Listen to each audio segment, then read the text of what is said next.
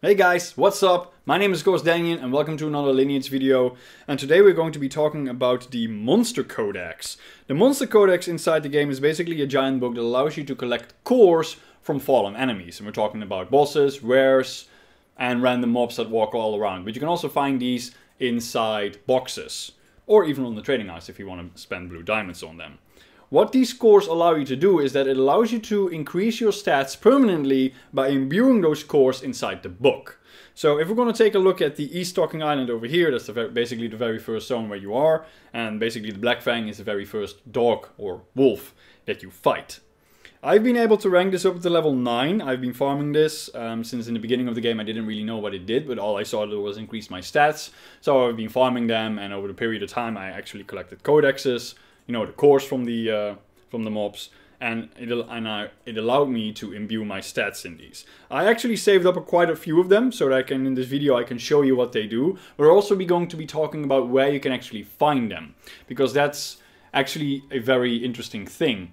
You can find them all around the world. So basically, if you want to farm a level 50 wasp, you know, you want to be like, I want to find these, I want to farm these, you can. However, they will not always drop a core. Actually, the fact that the chance of them dropping a core is actually very slim. However, if they are walking around a boss, so like a rare, for example, the one that just spawned in the screen, those mobs will have a higher chance of dropping a core than the ones just randomly running around in the world. However, if you want to farm for a specific one, the core is always associated to a boss, or a rare in this case. So in this case, Ol Bakan over here, I think that's an orc, I'm not really sure, excuse me if it's not. The mobs walking around him will always be of the same type. So for example over here, there are some wasps around here, I believe. Let's take a look. I think there are wasps around here. Well, foxes. Now I'm pretty sure there are wasps too, but the foxes will do us fine.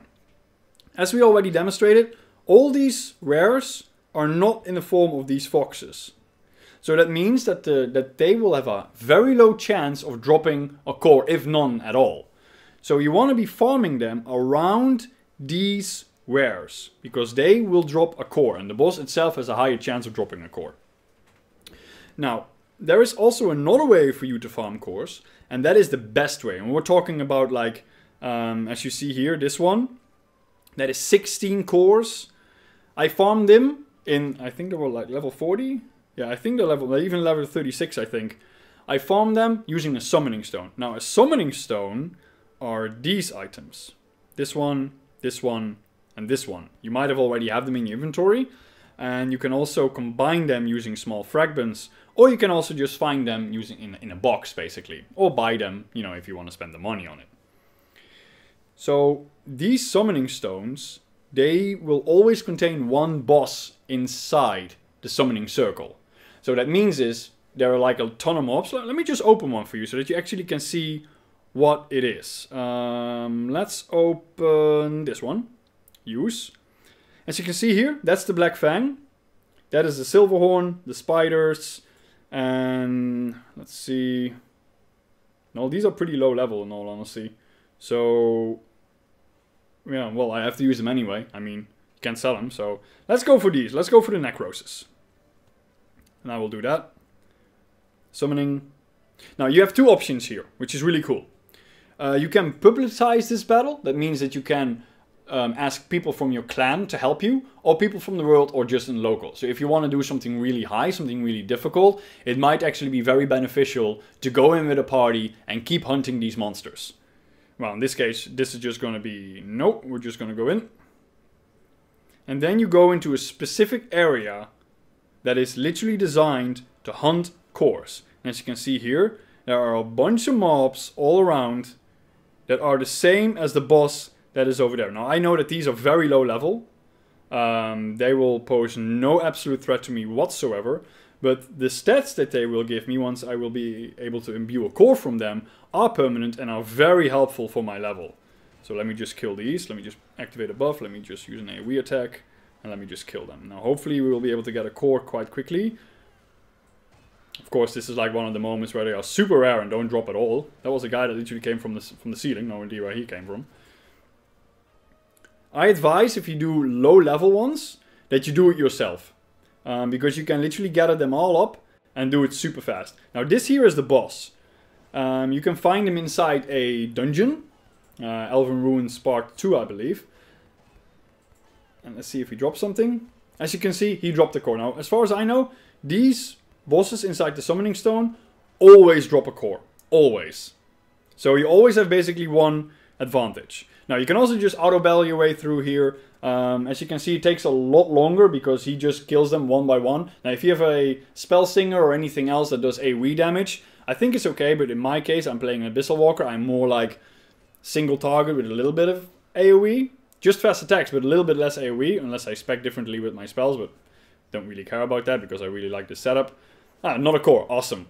As you can see, I collected them all together, AoE'd them down using my normal attack that cleaves. It goes way faster. But you know, if you're just doing, you know, schoolwork, at work, or you're just bored and you want to do it auto, I mean, that's fine too. But this is what happens when you do auto battle. Your character suddenly starts walking somewhere, decides there's nothing there, and then basically goes back to the mobs that are already chasing him. No idea why. And now he's not doing anything. So now I have to do it myself. The auto battle is sometimes a bit junky, but okay. There we go. I'm waiting for one more thing to happen. As when these die, there we go. There are 15 waves or 15 stages inside this specific dungeon that allows you to farm these cores. I noticed that the higher the stage becomes, the more cores are dropping. I don't really know what it is. I just got another one. Awesome. And we're just going to let him do his thing, and we're going to go to the monster core and actually going to see what these cores are actually going to be for us. Now, what I like about this is you can actually start specifying which mob that you want to hunt, which mob that you want to spend your time in the most. Now, obviously, at one point, you're going to be ranking these out, and there's basically nothing more to do. But if you want to go for a specific stat, for example, pure attack power or pure HP, or for example, even more mana, you can do that. You can hunt for the specific mob that drops your desired stat and hunt for those. I basically don't really care about that. Might be my fault, but I like, you know, being all around with everything. So I've been farming basically everything that I can get my hands on. Now, this is the Necros. That is the one that I've been farming. That actually is one of my best stats because crit rate is really good for Abyssal Walkers. So I'm going to register it. And I registered 4 cores. Now, as you can see, I need 4 out of 15. So I will not be getting a stat from this. But I have so many, I'm pretty sure we're going to be getting a stat today. Let's see here. I've gotten one of those. Gluten Highway. Let's see what we have over here. 1 core. Okay, let's see what we have over here. Ah, there we go. Combat power, crit rate. I mean, I've been farming these as well, the Reavers. These are also really good for me. And I'm out of 15 out of 20. Meaning I need 5 more and my crit rate goes up again. And as you can see, my combat power jumped by 63, which is definitely not bad. Then we have a couple ants over here. Then we have this guy over here. And then we have this guy over here. Ooh, accuracy increased. And we can do it again. Ooh, another one. Awesome. And we can do it one more time. That's it. And then we have actually a couple more here. That's 7. Now these, as you can see, are in the very last part of the Monster Codex. These guys are very tough. You definitely want to be doing them with a party. Okay, let's see here. There's another way for you to obtain cores. As you can, there, we just got another one. So it says new, so I can also put it in my Monster Codex, which is nice. You can also buy them on the trading house, the trading post, whatever. Buy, you can go to Monster Core, there, search items. And for example, those Servo Prime cores that I have, I could have sold one for 13 diamonds. Don't really care for 13 items, or diamonds. But if I want to buy one, it would cost me 13 diamonds, and then I will be able to upgrade my stats. But that is basically the Monster Codex, and I think that the Monster Codex is one of the more interesting parts of this game, that it allows you to go after a desired trait that you really like. Oh yeah, before I forget, inside this specific dungeon, there is a time limit that gives you 23 minutes. Only at the very last couple of mobs, you know, in the Monster Codex, where you need a party. If you have a party of 5, then it should be fine, unless you're completely geared out and you can do it on your own. Basically, I have never reached the timer. You have 30 minutes to do all the waves. I've never had a problem with them whatsoever. And after the 15 stages are done, your character will literally just stand there and do nothing. So basically you can just teleport out. It will also give you a message that says all mobs have been defeated and you are free to leave now.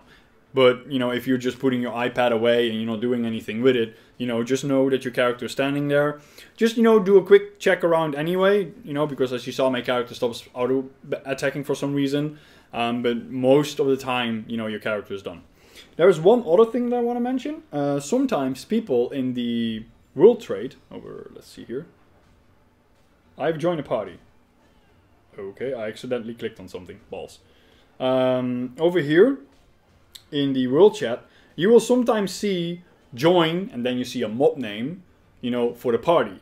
This allows you to literally join someone else's party that opened up a summoning stone, basically giving you free cores.